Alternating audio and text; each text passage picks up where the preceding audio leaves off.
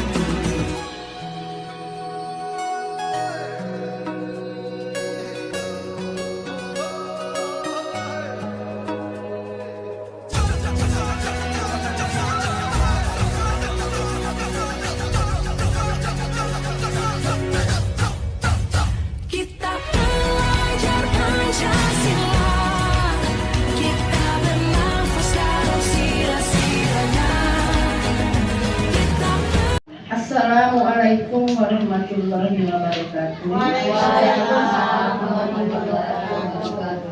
Alhamdulillahirabbil alamin. Yang terhormat Ibu Kepala Sekolah SDN 245 Palembang, yang terhormat kami hormati Dewan Guru beserta staf. Langsung saja. Sebelum kita mengikuti pembahasan teman-teman kita, saya mewakili dari kepala sekolah untuk membuka acara aksi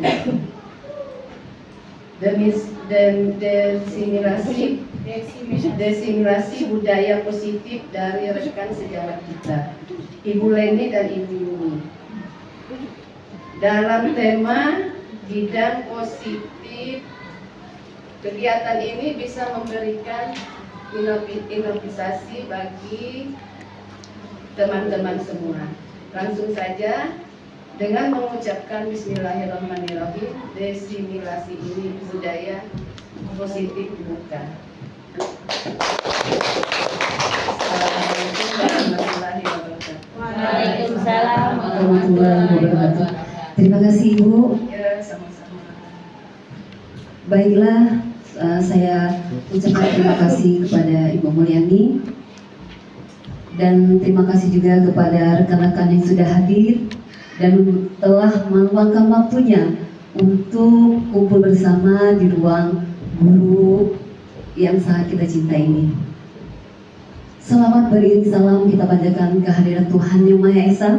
Atas berkat rahmat dan hidayahnya lah kita dapat berkumpul bersama di ruang guru SD Negeri 245 Palembang guna melaksanakan pemaparan diseminasi budaya positif yang akan saya paparkan bersama rekan sejawat saya, Ibu Yumi. Baik, yang saya hormati Kepala Sekolah SD Negeri 245 Palembang, Ibu Rusmawati SPD MSI. Yang saya hormati Wakil Kepala Sekolah Ibu Tini Ernawati Magister Pendidikan, dan yang saya hormati Ibu Mulyani sebagai Wakil Kepala Sekolah juga yang telah menyampaikan dan membuka kata sambutan sebagai diseminasi budaya positif. Yang saya hormati dan saya sayangi rekan-rekan teman saya sejawat yang sudah hadir pada hari ini, yang sudah meluangkan waktunya. Terima kasih Ibu-Ibu. Baik, sebelum kita mulai, coba tepuk tangan Ibu buat kita semua. Nah, kali ini saya akan memaparkan diseminasi budaya positif.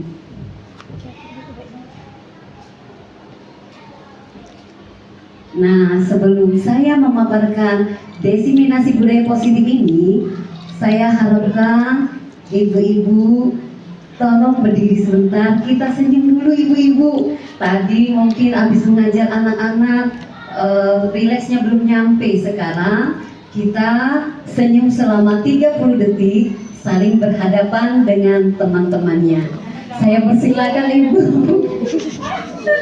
Seperti kami ya, seperti Bu Yumi, silakan berdiri di depan sebentar. Ibu Yumi. Senyumnya ini Bu, jangan lihat bibir temannya, nanti Ibu lucu. Jadi lihatlah matanya, nanti kalau lihat bibirnya lucu. Ya. Selama 30 detik ya, nanti jam kita hitungan ketiga kita mulai ya Bu. 1, 2, 3, ayo senyum. Lihat mata ibu-ibu. Iya. Nah, senyum. Oke, terima kasih ibu-ibu. Nah, sekarang duduk kita lagi explain lagi. Silakan Ibu Yumi.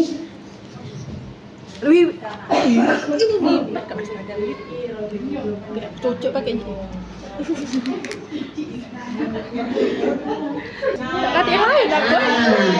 Mau kan Bu ini kita sama-sama ya. Ice breaking. Silakan Ibu Yumi di sini juga boleh. Mohon maaf.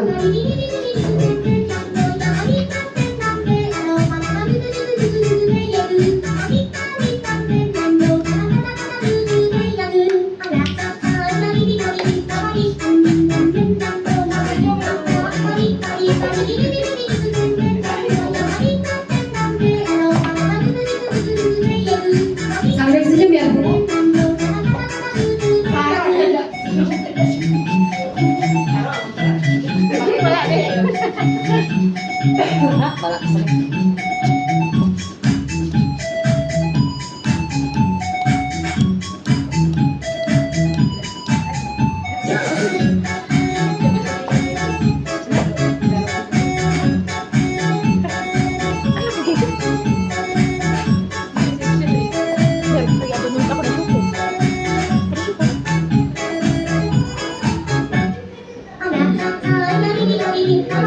Thank you.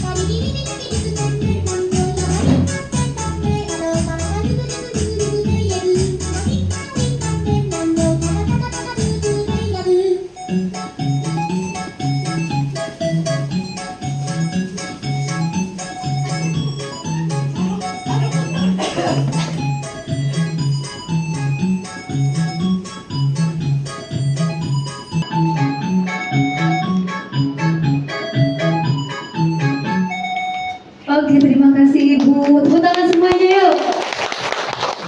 Baiklah, terima kasih. Sekarang kita sudah di ice breaking, kita lanjut pemaparan kita ya Bu. Bagaimana Bu? Sudah relax Bu?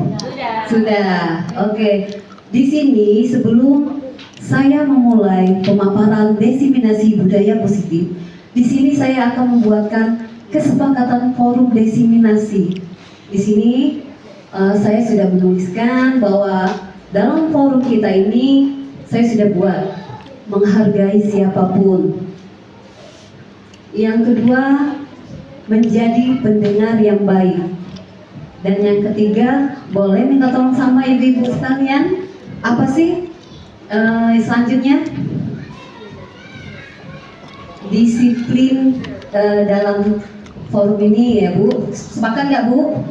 Sepakat, oke. Kemudian disiplin ya Bu. Kita buat disiplin. Kemudian apa lagi Bu? Ada yang mau memberikan sarannya? Di dalam forum kita selain menghargai siapapun, menjadi pendengar yang baik ketika ada teman yang berbicara, kemudian disiplin dalam tepat waktu. Selanjutnya apa Bu? Bahagia, boleh, bagus sekali. Karena dengan bahagia kita dapat dalam pembelajaran itu mudah masuk. Sekarang yang terakhir, ada yang pengen ngasih saran? Silakan. Selain bahagia, disiplin, ada Ibu? Kalau menghargai sudah, menjadi pendengar yang baik sudah, disiplin sudah, bahagia sudah, sopan santun. Ya, karena dengan sopan santun kita mempunyai budaya positif.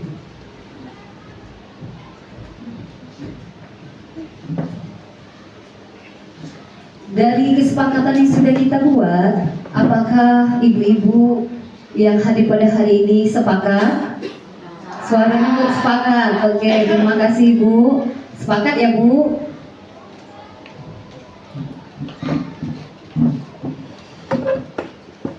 Nah, berikut konsep-konsep budaya positif, di mana kami dan rekan saya berdua ini akan memaparkan ketujuh konsep-konsep budaya positif.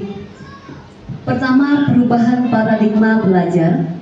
Yang kedua, disiplin positif dan nilai kebajikan universal. Ketiga, motivasi perilaku manusia. Dan keempat, keyakinan kelas. Kelima, kebutuhan dasar manusia. Keenam, posisi kontrol restitusi. Dan ketujuh, segitiga restitusi. Nah, di sini Bu, kami akan berbagi. Saya akan memaparkan perubahan paradigma belajar, disiplin positif dan nilai-nilai kebajikan universal, motivasi perilaku manusia, dan keyakinan kelas. Selanjutnya akan nanti dijelaskan oleh rekan saya Ibu Yumi. Baik, kita masuk ke materi. Budaya positif. Budaya positif di sekolah yaitu nilai-nilai dan kebiasaan-kebiasaan di sekolah yang berpihak pada peserta didik agar mereka dapat berkembang menjadi pribadi yang kritis, penuh hormat, dan bertanggung jawab. Di sini perubahan paradigma belajar. menurut pendidikan Indonesia, Bapak Ki Hajar Dewantara adalah menuntun segala kodrat yang ada pada anak agar mereka mencapai keselamatan dan kebahagiaan yang setinggi-tingginya, baik sebagai manusia maupun sebagai anggota masyarakat. Dewantara 1936. Dalam upaya mendidik anak atau peserta didik, Bapak Ki Hajar Dewantara berpendapat bahwa pendidikan harus selalu berpegang pada kodrat alam dan kodrat zaman. Kodrat alam yang dimaksud adalah kekuatan, potensi, atau keadaan diri yang secara alamiah melekat pada diri masing-masing individu. Kodrat zaman adalah kekuatan, potensi, atau keadaan diri yang berubah secara dinamis sesuai dengan kondisi sosial, budaya masyarakat, atau perkembangan zaman. Jadi Bapak Ibu, kodrat alam, kodrat anak ini ada dua. Yang pertama dia kodrat alam, yaitu bawaan dia dari lahir. Sedangkan kodrat zaman, yaitu mereka mengikuti perkembangan zaman, seperti mereka bisa IT, pokoknya mengikuti perkembangan zaman. Nah, di sini sering sekali kita terjadi dalam lingkungan sekolah ya, perubahan paradigma stimulus respon dan teori kontrol. Nah, stimulus respon kita mencoba mengubah orang agar berpandangan sama dengan kita. Tetapi pada teori kontrolnya, kita berusaha memahami pandangan orang lain tentang dunia ini. Pada stimulus respon, perilaku buruk dilihat sebagai suatu kesalahan. Kadang kita melihat sesuatu buruk itu dianggap selalu kesalahan Bu. Tetapi pada budaya positif ini, teori kontrolnya, semua perilaku itu memiliki tujuan. Karena kita tidak tahu apa yang akan dituju pada perilaku manusia tersebut. Stimulus respon, orang lain bisa mengontrol saya. Tetapi pada teori kontrol, hanya Anda yang dapat mengontrol diri Anda sendiri. Jadi yang ada pada diri kita, itu kita sendiri yang bisa mengontrol. Pada stimulus respon, saya bisa mengontrol orang lain. Tetapi belum tentu di teori kontrol. Anda tidak bisa mengontrol orang lain. Pada stimulus respon, pemaksaan ada pada saat bujukan gagal. Tetapi pada teori kontrol, kolaborasi dan kesepakatan menciptakan pilihan-pilihan baru. Kemudian stimulus responnya, model berpikir menang kalah. Tapi apabila teori kontrol, model berpikir menang, menang, dan menang, tidak ada terpikir kalah. Nah, sekarang kita masuk ke disiplin positif. Ketika ibu mendengar kata disiplin, apa sih yang tersimpan di benak ibu? Disiplin. Apa itu disiplin? Tepat waktu. Terima kasih Ibu Juni, bagus sekali jawabannya. Ada yang lain selain tepat waktu? Peraturan, benar sekali Bu Yusnia, terima kasih. Coba sekarang kita lihat. Nah, tertib, teratur, patuh, tepat waktu. Nanti kita ini kan. Jadi untuk menjadi seorang murid atau pengikut, seseorang harus paham betul alasan mengapa mereka mengikuti suatu aliran ajaran tertentu. Kemudian, disiplin positif merupakan salah satu penerapan disiplin yang bertujuan untuk menumbuhkan kesadaran serta memberdayakan murid tanpa imbalan penghargaan atau ancaman atau hukuman. Menurut Ki Hajar Dewantara menyatakan bahwa untuk menciptakan murid yang merdeka, syarat utamanya adalah harus memiliki disiplin yang kuat. Jadi kita harus memiliki disiplin yang kuat. Sebagai pendidik, tujuan kita adalah menciptakan anak-anak yang memiliki disiplin diri sehingga mereka bisa berperilaku dengan mengacu pada nilai-nilai kebajikan universal dan memiliki motivasi intrinsik atau dari dalam, motivasi dari dalam diri kita sendiri Bu, bukan ekstrinsik dari luar.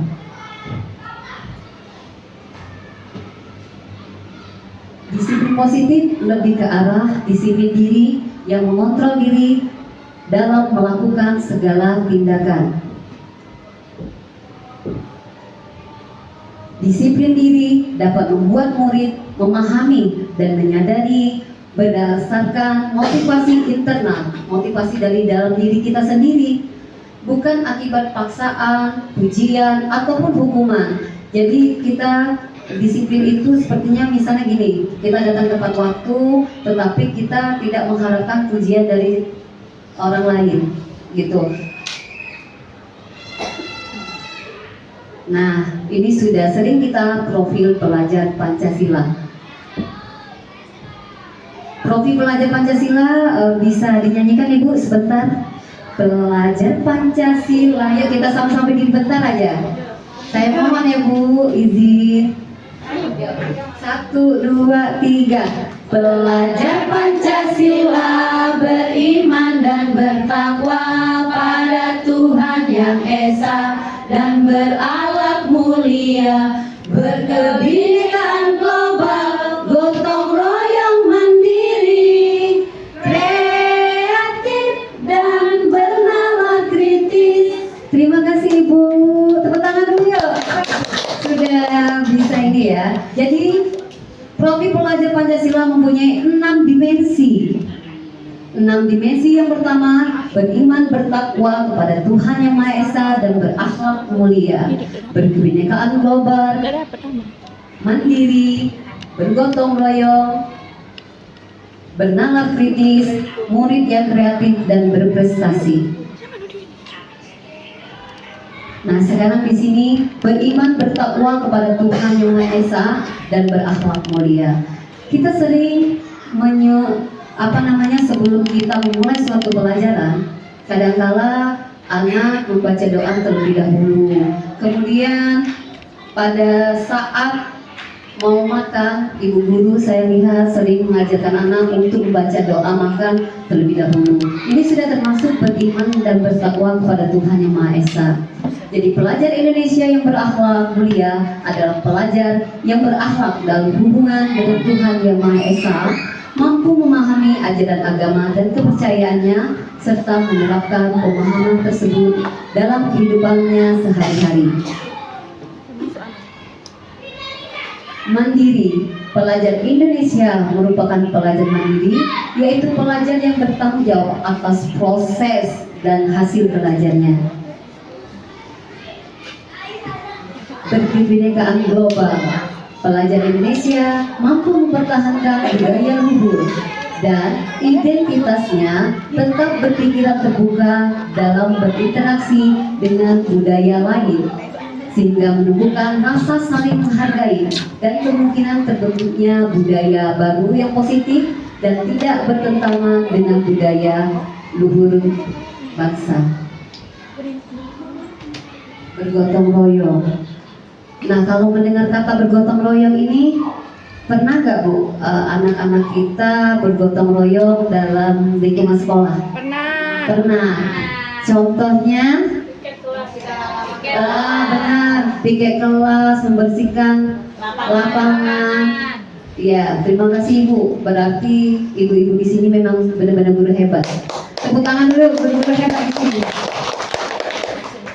Pelajar Indonesia memiliki kemampuan bergotong royong, yaitu kemampuan untuk melakukan kegiatan secara bersama-sama dengan sukarela agar kegiatan yang dikerjakan menjadi ringan dan dapat berjalan lancar sesuai dengan yang diharapkan. Kreatif. Nah, kadang-kala siswa kita bisa membuat suatu karya, itu sudah kreatif. Pelajar kreatif mampu membuat sesuatu yang baru, berupa gagasan maupun karya nyata yang belum pernah ada dalam bentuk baru maupun kombinasi dengan hal-hal tersedia. Bernalar kritis. Pelajar yang bernalar kritis mampu secara objektif memproses informasi baik kualitatif maupun kuantitatif, dapat membangun keterkaitan antara berbagai informasi, menganalisis informasi, mengevaluasi dan mengumpulkannya. kita masuk ke perilaku manusia. Nah, ada tiga motivasi perilaku manusia, Ibu. Satu, untuk menghindari ketidaknyamanan atau hukuman. Dua, untuk mendapatkan imbalan atau penghargaan dari orang lain. Ketiga, untuk menjadi orang yang mereka inginkan dan menghargai diri sendiri dengan nilai-nilai yang mereka percaya. Ini merupakan yang ketiga ini dari dalam. Ini contoh ya, Bu. Motivasi perilaku manusia sebagai seorang guru. Saat Anda hadir mengajar di kelas tepat waktu, motivasi apakah yang mendasari tindakan Bapak Ibu sekalian? Apakah Anda datang tepat waktu karena tidak ingin ditegur atasan atau diberi atasan peringatan? Atau Anda ingin menghindari ketidaknyamanan dan hukuman? Atau ingin mendapatkan pujian dari atasan Anda atau dari teman yang lain? Atau pengen dibilang sebagai guru berprestasi? Ini menjadi orang yang menghargai waktu, menghargai diri Anda sendiri. Sebagai teladan bagi murid-murid Bapak Ibu, tindakan Bapak Ibu sebagai guru akan dicontoh oleh murid-murid Bapak Ibu sendiri. Nah, sekarang yang ingin saya tanyakan, manakah motivasi dari ketiga motivasi perilaku manusia ini yang paling mendasari Bapak Ibu?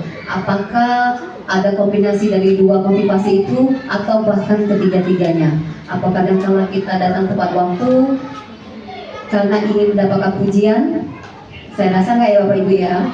Apakah kita datang tepat waktu karena ingin menghargai diri kita sendiri? Ya, benar sekali. Setuju saya. Next. Nah, sekarang keyakinan sekolah atau kelas. Keyakinan sekolah atau kelas ini seperti yang tadi, sebelum kita masuk ke forum diseminasi ini, kita sudah membuat kesepakatan. Kesepakatan kita tidak harus banyak, tetapi mudah diingat dan dipahami.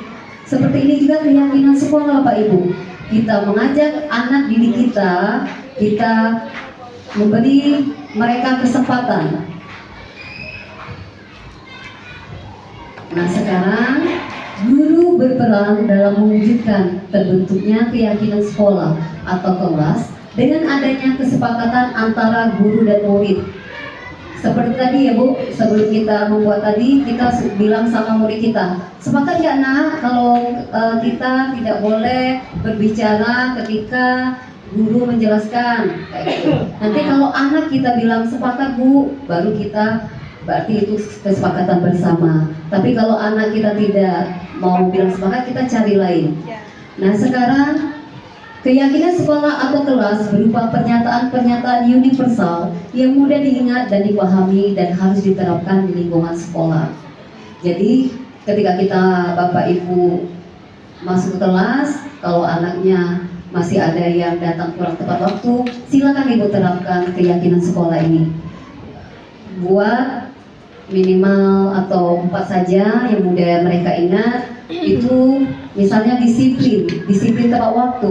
Jadi ketika ada anak kita yang melanggar disiplin tepat waktu, kita bisa bilang, nah keyakinan apa yang kamu langgar pada hari ini?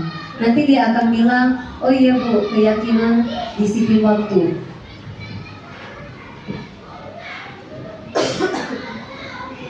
Keyakinan sekolah atau kelas, keyakinan kelas bersifat abstrak daripada peraturan yang lebih rinci dan konkret. Keyakinan kelas berupa pernyataan-pernyataan yang universal.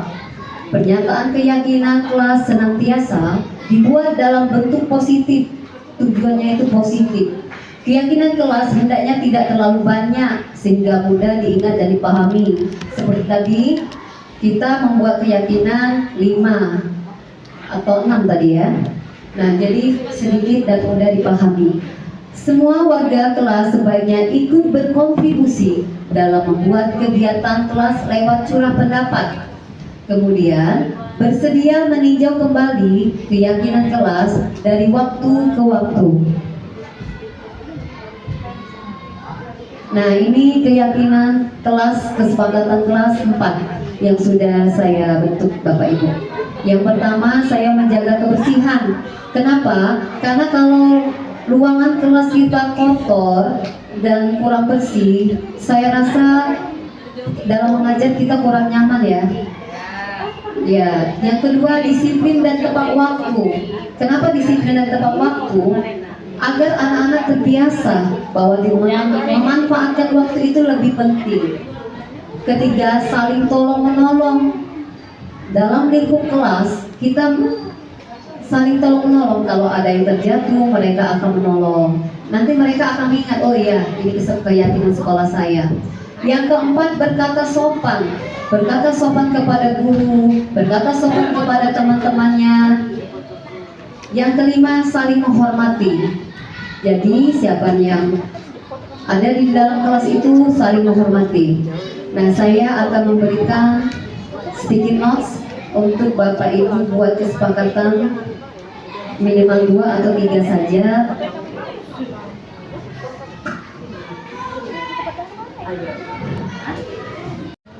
Nah, Bapak Ibu, ini sticky notes-nya akan saya balikan kepada ibu-ibu. Mohon diisi apa keyakinan kelas yang ingin Bapak Ibu lakukan setelah saya memaparkan ini nanti. Boleh Ibu diisi?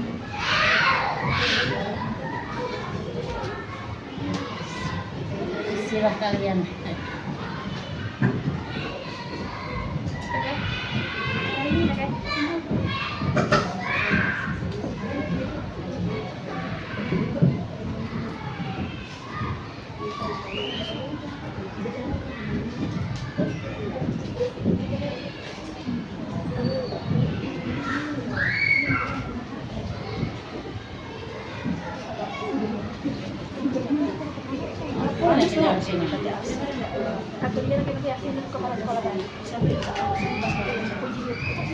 Silakan diisi.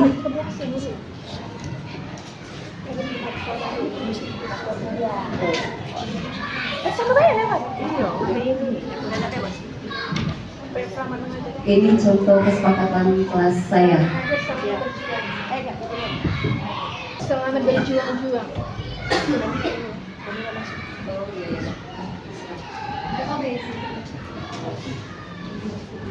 Untungnya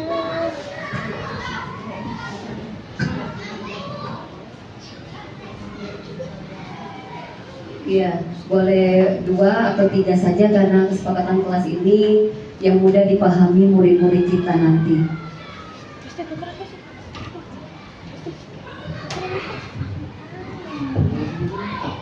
Bagaimana Bu Nana, sudah? Ibu Tini?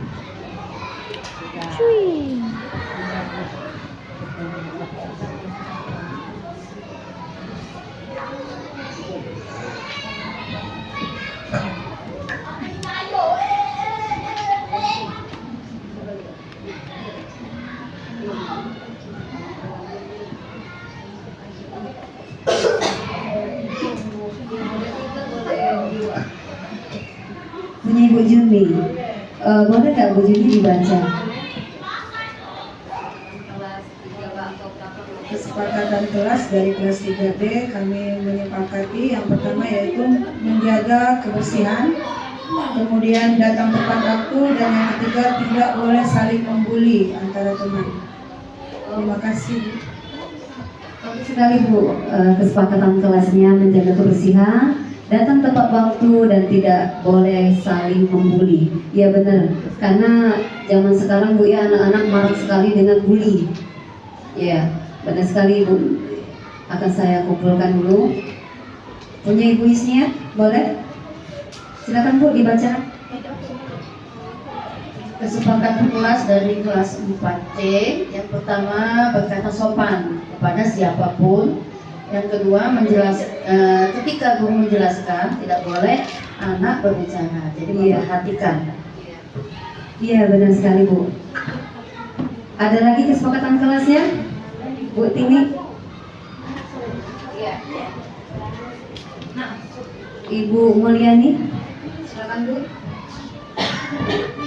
Kesempatan saya di kelas yang saya terapkan adalah pertama kebersihan, yang kedua menerapkan sikap 5S. Terus ketika memberikan pelajaran, anak-anak harus memperhatikan, tidak boleh berbicara. Iya.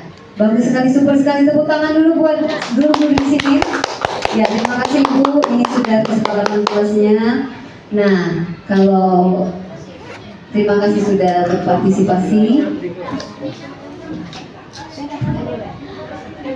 Nah, sekarang saya sudah selesai pemaparan saya pada kesempatan hari ini dan akan dilanjutkan kembali oleh Ibu Yumi. Untuk sebelum kami melanjutkan ini, kami mohon maaf jika ada penyampaian kami yang kurang berkenan. Kami berdiri di sini bukan kami menggurui Bapak Ibu semuanya, tetapi kami hanya berbagi praktik apa yang kami dapatkan selama kami mengikuti guru pembela ini. Ibu Yumi, kami persilakan. Terima kasih kepada Ibu Leni.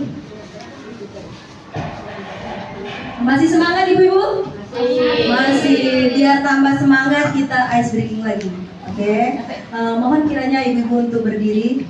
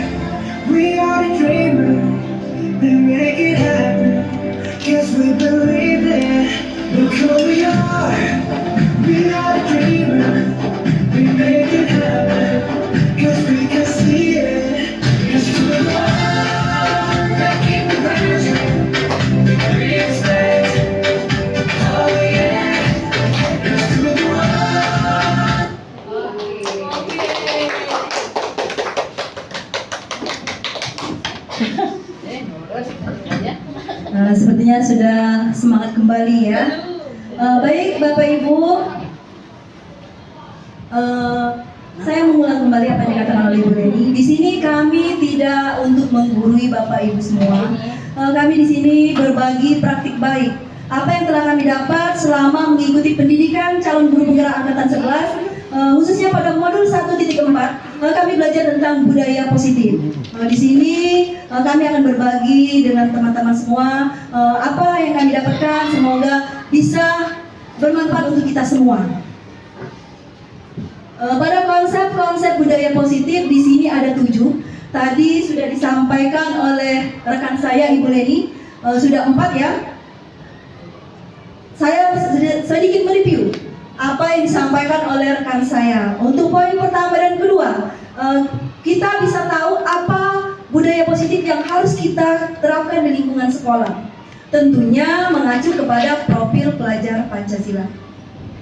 Selanjutnya, itu diharapkan dapat muncul dari dalam diri peserta didik atau dalam diri murid kita. Motivasi internal, bukan motivasi eksternal. Apa yang kita lakukan? Yaitu dengan salah satunya melakukan membuat keyakinan kelas. Nah, di sini untuk materi yang kelima, keenam, dan yang ketujuh, ini berhubungan dengan teknik kita sebagai seorang guru bagaimana cara kita menyelesaikan masalah murid kita. Next, untuk materi yang kelima yaitu kebutuhan dasar manusia.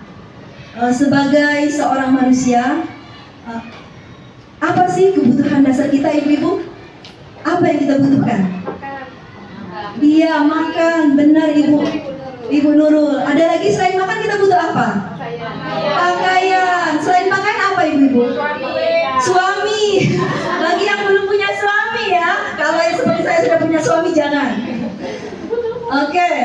Nah, di sini kebutuhan dasar manusia itu berdasarkan teorinya ada 5. Yang pertama, kebutuhan untuk bertahan hidup. Seperti yang sudah dijelaskan oleh teman-teman tadi, kita untuk bertahan hidup kita butuh makan, kita butuh pakaian, kita butuh tempat tinggal, kita butuh minum. Kebutuhan dasar yang kedua yaitu kasih sayang dan rasa diterima. Nah, kita butuh kasih sayang. Kita butuh kasih sayang dari orang-orang di sekeliling kita. Kalau di rumah kita butuh kasih sayang dari suami, yang punya istri butuh kasih sayang dari istri. Di lingkungan tempat kita kerja seperti sekarang ini, kita juga butuh kasih sayang dari rekan sejawat. Murid kita juga butuh kasih sayang dari kita sebagai seorang guru. Untuk kebutuhan dasar yang ketiga yaitu akan penguasaan. Kita butuh penguasaan akan kemampuan kita. Itu kebutuhan dasar yang ketiga. Untuk yang keempat yaitu kebebasan. Kita butuh kebebasan, kita butuh kemandirian untuk mengeksplorkan diri kita. Kebutuhan dasar yang kelima, apa kebutuhan dasar yang kelima bagi manusia? Kesenangan. Bukan anak-anak saja yang butuh kesenangan, kita juga butuh. Kita butuh teman bermain, teman tertawa, seperti itu. Nah, di sini ketika seorang murid melakukan suatu perbuatan yang bertentangan dengan nilai-nilai kebajikan atau melanggar peraturan, hal itu sebenarnya dikarenakan mereka gagal memenuhi kebutuhan dasar mereka. Dari kelima kebutuhan dasar tersebut, ada salah satu kebutuhan dasar yang tidak terpenuhi, sehingga murid tersebut melakukan sesuatu perbuatan yang bertentangan dengan nilai-nilai kebajikan. Nah, tujuan kita mempelajari kebutuhan dasar manusia agar kita bisa menyelesaikan persoalan apa yang ada pada murid kita. Untuk lebih jelasnya di sini ada studi kasus kebetulan dialami oleh rekan sejawat kita yaitu Ibu Riri, guru kelas 6B. Di sini Ibu Riri sedang bingung menghadapi ulah salah satu murid di kelasnya yang bernama Ihwal. Nah, beberapa anak mengeluhkan bahwa Ihwal ini seringkali meminta bekal makan siang tetapi secara paksa, mintanya secara paksa. Jika Anda atau kita menghadapi situasi seperti Ibu Riri, kira-kira ibu-ibu apa yang akan kita lakukan? Siapa yang bersedia memberikan jawabannya? Misalnya ibu-ibu berada di posisi Ibu Riri, kira-kira apa yang akan ibu lakukan?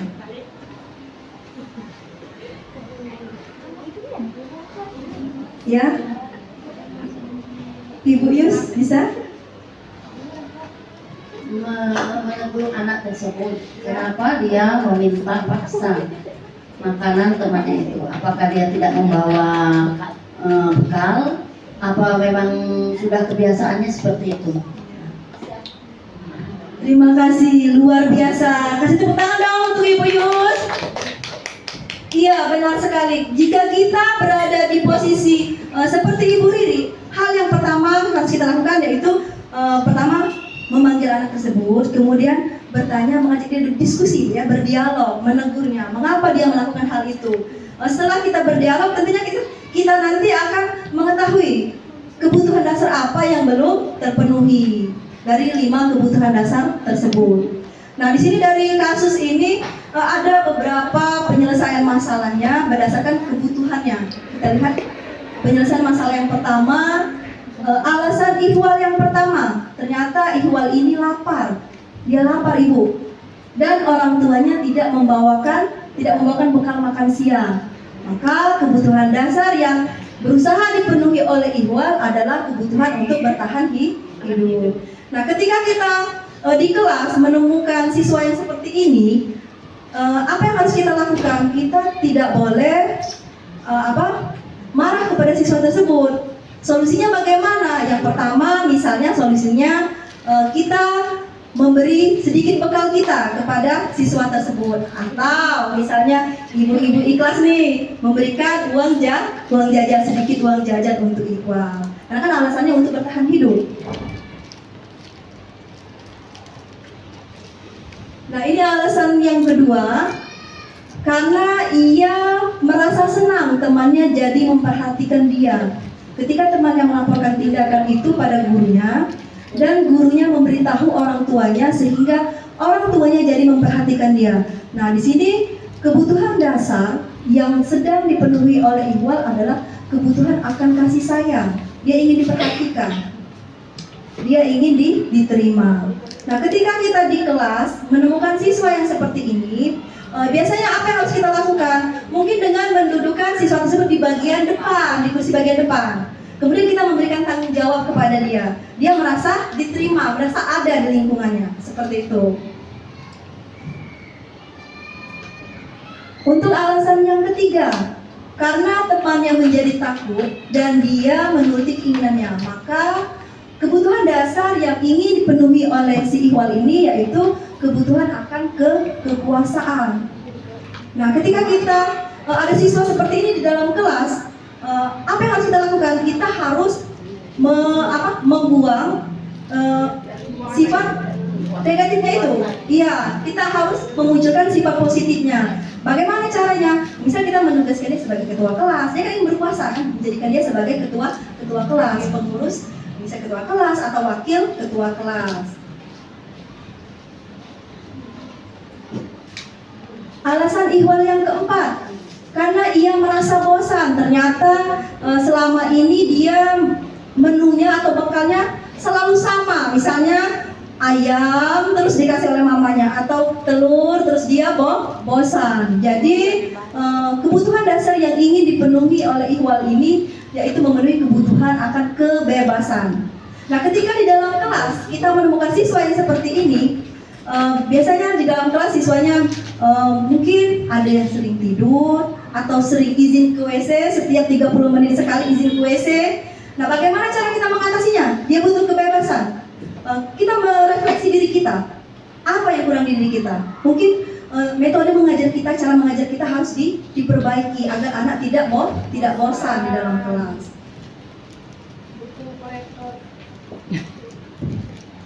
Alasan Iqbal yang keempat, di sini ia melakukannya ternyata ia iseng, dan ia menikmati ekspresi wajah teman-temannya. Maka di sini Iqbal sedang berusaha memenuhi kebutuhan akan kesenangan. Dia iseng, dia senang lihat temannya lucu, dia. Nah, ketika di kelas kita menemukan siswa yang seperti ini, dia butuh kesenangan ya. Kita saat mengajar itu kita jangan monoton. Kita bisa menyelipkan pada pembelajaran pertama dan kedua. Ketika kita akan pindah ke pembelajaran keempat dan kelima, kita bisa melakukan ice breaking. Biar anak-anak senang, selalu fresh, dia bahagia ketika mengikuti pembelajaran kita.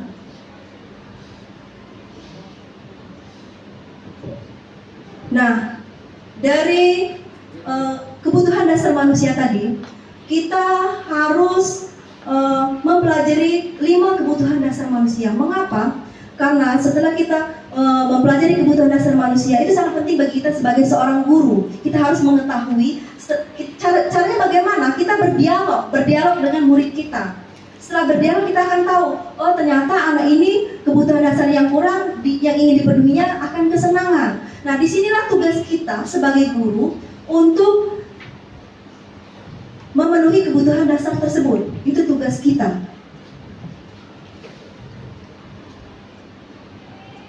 Untuk materi selanjutnya yaitu posisi kontrol restitusi.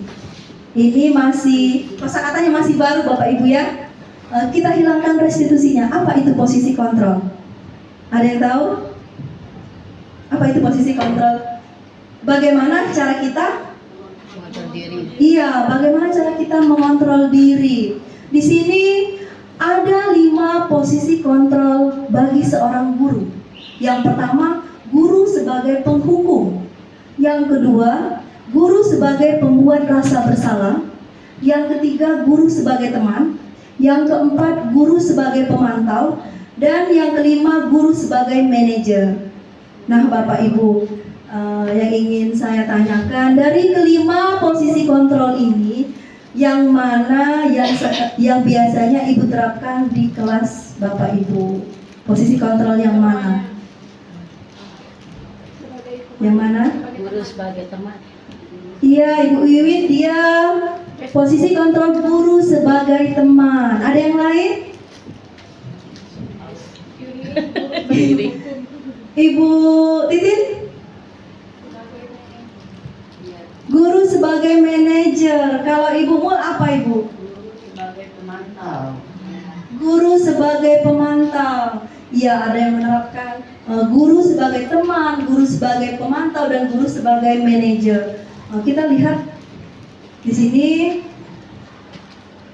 ketika kita menerapkan posisi kontrol guru sebagai penghukum. Nah, di sini biasanya kalau guru sebagai penghukum, nada suaranya biasanya tinggi, bahasa tubuhnya, matanya melotot. Biasanya kan anak kan marah ya, menunjuk-nunjuk, menghardik seperti itu. Bisa kata-kata yang keluar, kalau kamu tidak melakukannya, awas ya. Nah, dia lebih ke mengancam. Seperti itu. Hasilnya apa? Apa hasilnya untuk anak kita? Anak kita, murid kita akan memberontak. Terus mereka juga akan menyalahkan orang lain. Mereka juga akan menjadi seorang pembohong yang ulung. Artinya bagaimana? Misalnya di sini, contohnya anak kita tidak mengerjakan PR, kita marah ya. Sudah Ibu bilang PR dibuat, masih saja tidak buat PR. Nah, di sini anaknya pasti dia akan menyalahkan orang lain. Maaf Bu, Mama ada di rumah Bu, jadi tidak bisa membuat PR, tidak ada yang ngajari. Nah, dia kan akan menyalahkan orang lain seperti itu.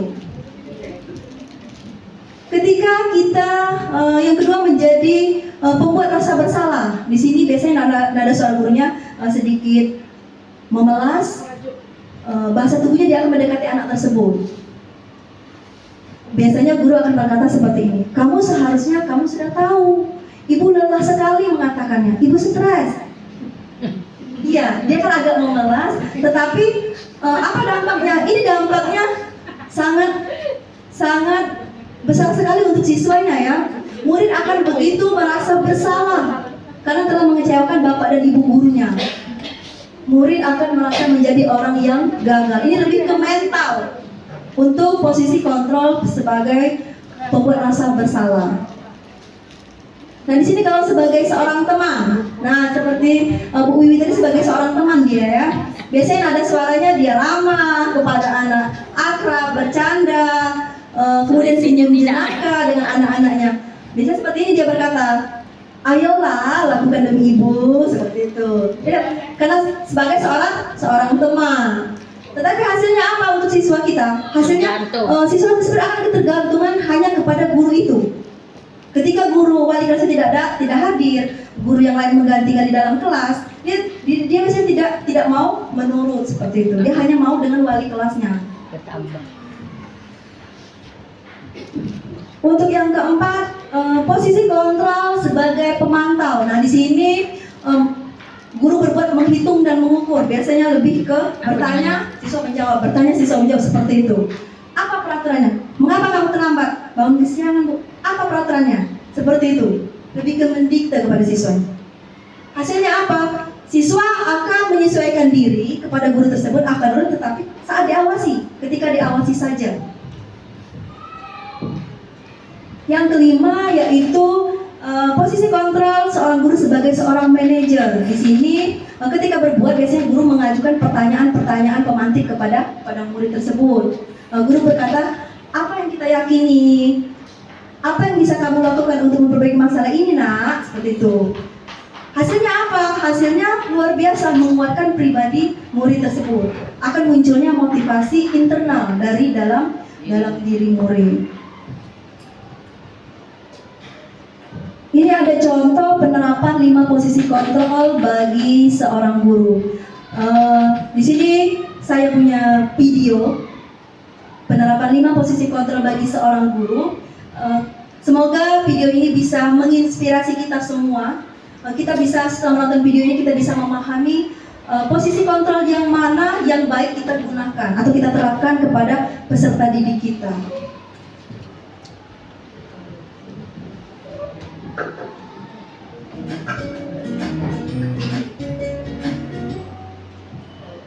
Salam bahagia Ibu dan Bapak Guru hebat.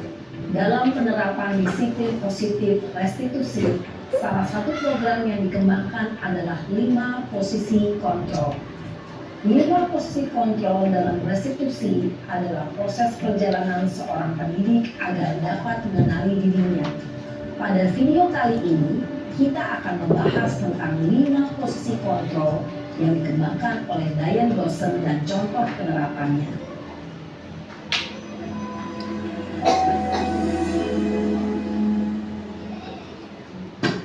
5 posisi kontrol itu adalah 1. Posisi penghukum. 2. Posisi pembuat merasa bersalah. 3. Posisi teman. 4. Posisi pemantau atau monitor. Dan 5. Posisi manajer. Untuk lebih memahami kelima posisi tersebut, mari kita saksikan kasus Naren yang terlambat hadir 20 menit di sekolah dan melihat bagaimana kelima posisi kontrol dalam menghadapi masalah tersebut. Yang pertama, posisi sebagai penghukumnya. Kita lihat.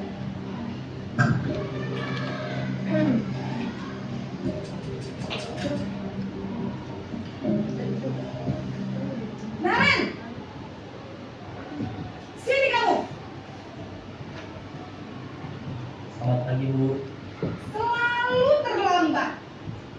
Kamu deh, pasti terlambat. Maaf, Bu. Saya... Apa? Apa coba? Alasan kamu apa lagi? Kapan sih kamu tidak terlambat? Malas sekali ya kamu jadi anak. Saya... Dasar pemalas. Gak kapok-kapok sih kamu. Sudah berapa kali terlambat? Sana, kamu keliling lapangan basket 2 kali. Kenapa saya harus keliling lapangan basket, Bu? Kenapa? Kamu melawan ibu. Berani-beraninya jawab. Sudah terlambat, masih berani jawab pula. Sekarang, keliling lapangan basket 5 kali sekalian. Biar kapok. Cepat. Pergi sana ke lapangan basket. Posisi penghukum biasanya berbicara dengan nada tinggi, menghardik, menunjuk-nunjuk, menyakiti, dan menyindir. Hukuman bisa berupa fisik maupun psikis. Ibu dan Bapak Guru hebat, dampak yang terjadi pada murid ketika guru berada pada posisi penghukum adalah murid cenderung akan memberontak, bahkan menyimpan dendam.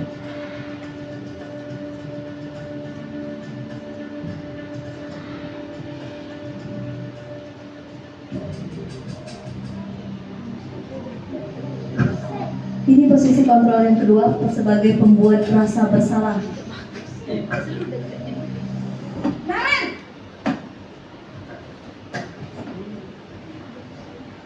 Selamat pagi, Bu. Naren. Kamu kenapa terlambat lagi, nak? Ya Tuhan, Naren. Kamu senang ya bikin ibu susah ya? Kalau kamu terlambat lagi, nanti ibu yang ditegur bapak kepala sekolah, nak. Disangka ibu tidak bisa membina kamu. Duh, gimana ini? Maaf, Bu. Duh, Gusti Naren. Kamu suka ya kalau ibu ditegur bapak kepala sekolah? Terus, sekarang ibu harus tulis apa ini di buku absen? Ini kamu sudah sering terlambat loh. Ibu harus apa coba? Maaf, Bu. Maaf sekali. Ya sudah, lain kali jangan bikin ibu susah lagi ya, nak ya. Ibu tidak akan kuat lagi kalau kamu begini terus. Bisa jantungan kalau ibu tegur bapak kepala sekolah. Sana cepat ke kelas. Maaf ya, Bu. Maaf sekali. Posisi pembuat rasa bersalah berbicara dengan nada tenang, cenderung lembut, Namun kata-kata yang diutarakan membuat murid merasa menjadi orang yang gagal, memandang buruk dirinya sendiri, merasa tidak berharga, dan tidak sanggup membahagiakan orang lain. Ketika guru mengambil posisi pembuat rasa bersalah, murid akan menganggap dirinya yang bersalah dan ia akan menyimpan emosi negatif tersebut di dalam dirinya.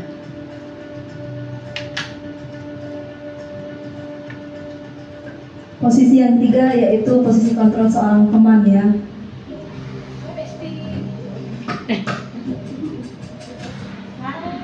Hai guys, Naren.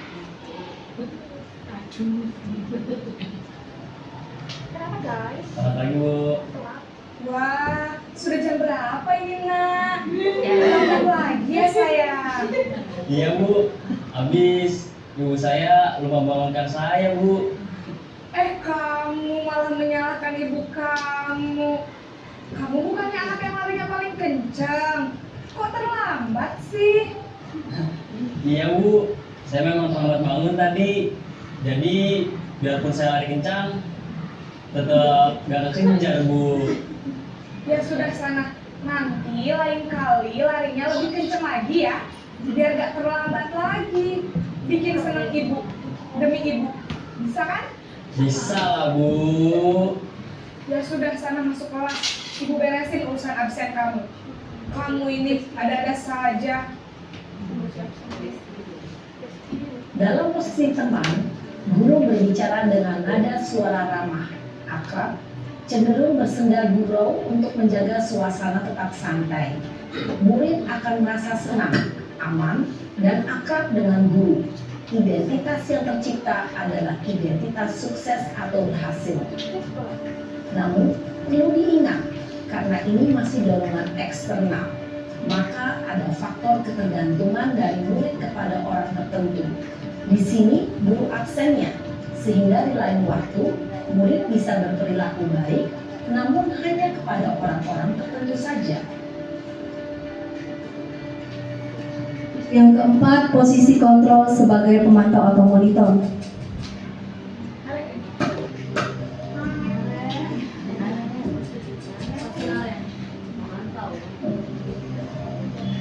Naren!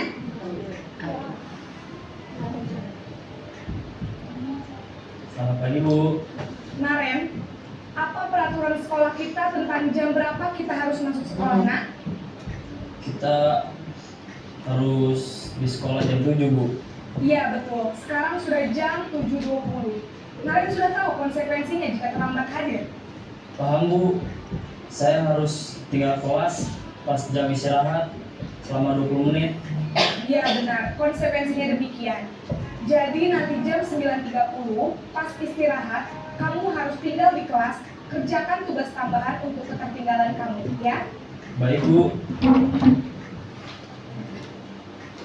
Posisi pemantau mengandalkan penghitungan atau data untuk mengontrol murid. Guru mengarahkan murid berdasarkan peraturan dan konsekuensi. Seorang pemantau menunjukkan bahasa tubuh dan ekspresi wajah yang datar dan cenderung formal.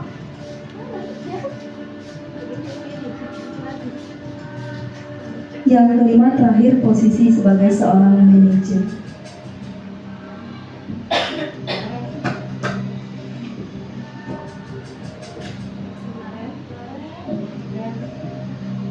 Naren!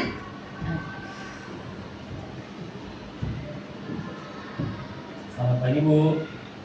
Selamat pagi Naren. Maaf Bu, saya terlambat. Iya, sekolah masuknya jam 7, sekarang sudah jam 7.20. Jadi sekarang bagaimana ini Naren?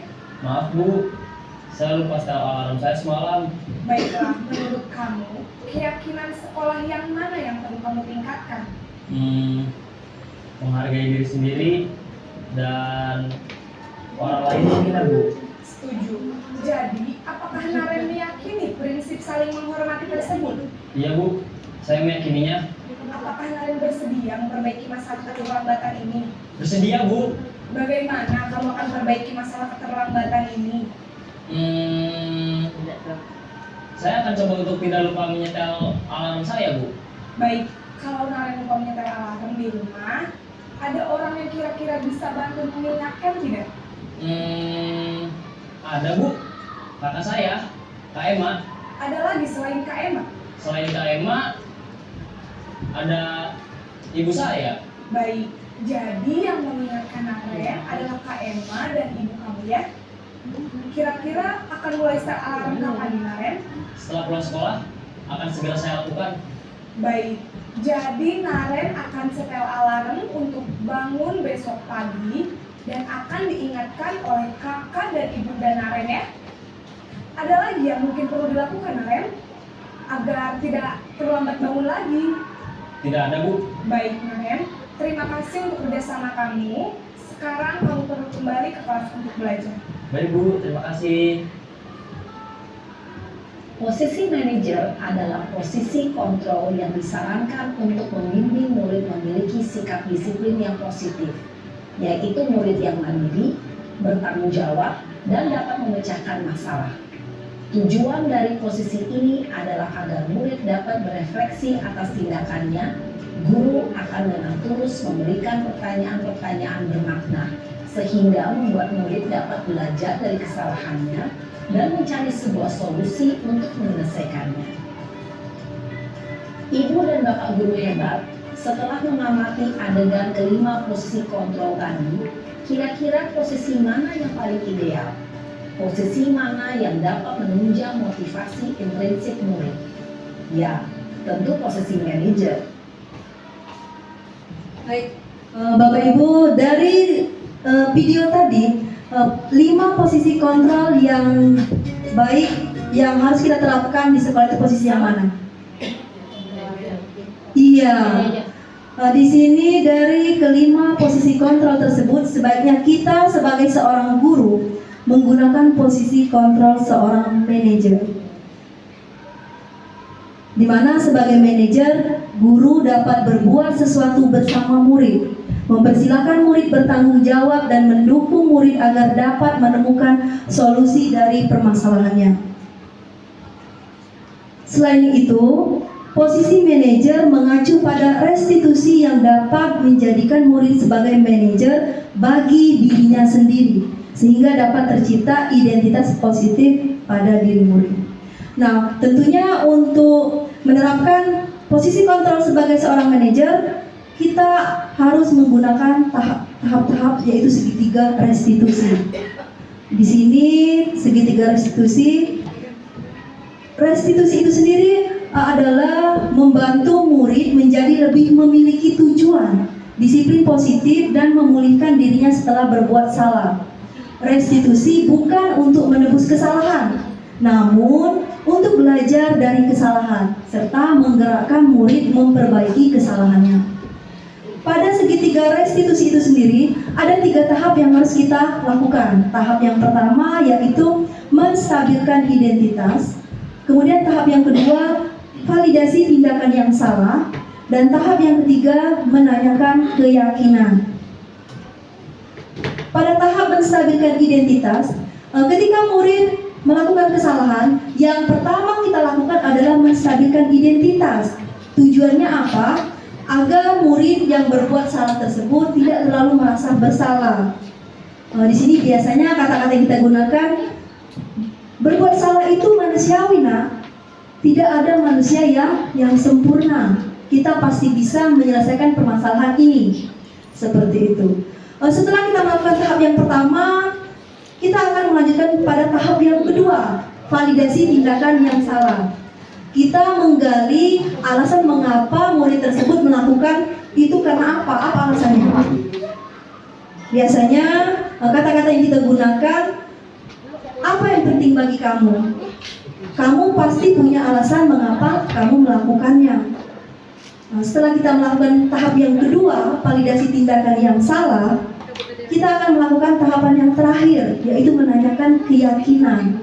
Nah, di sini menanyakan keyakinan yang dilakukan dengan memberi pertanyaan-pertanyaan bermakna kepada murid untuk memunculkan motivasi secara internal, sehingga murid mampu mengaitkan keyakinan dengan tindakan yang salah.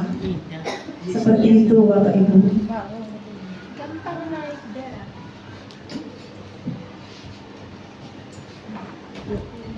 Nah, di sini untuk menjadi seorang guru yang baik, yang memiliki kemampuan dalam mewujudkan budaya positif di sekolah, tentunya budaya positif tersebut dapat dijalankan dengan menerapkan konsep-konsep inti yang telah kami sampaikan tadi. Dari ketujuh konsep inti ini dapat menciptakan seorang guru yang memiliki budaya positif yang baik di sekolah. Tujuan kami melakukan pengimbasan kepada Bapak Ibu guru di sini harapannya agar SD 245 Palembang ini dapat menerapkan budaya positif di sekolah yang betul-betul memiliki nilai positif yang unggul dan bisa diterapkan secara menyeluruh di lingkungan sekolah kita, sehingga siswa kita akan jauh dari nilai negatif dan yang ada hanya nilai positif. Ya baik Bapak Ibu, Mungkin inilah yang dapat kami sampaikan Bapak Ibu hasil pemaparan kami. ya Kami di sini, kami ulangi lagi, kami di sini bukan menggurui ya Bu. ya kami Tapi hanya berbagi berbagi baik. Semoga kedepannya kita dapat menerapkan Budaya positif di sekolah kita. Akhir kata kami ucapkan wassalamualaikum warahmatullahi wabarakatuh. Waalaikumsalam warahmatullahi wabarakatuh.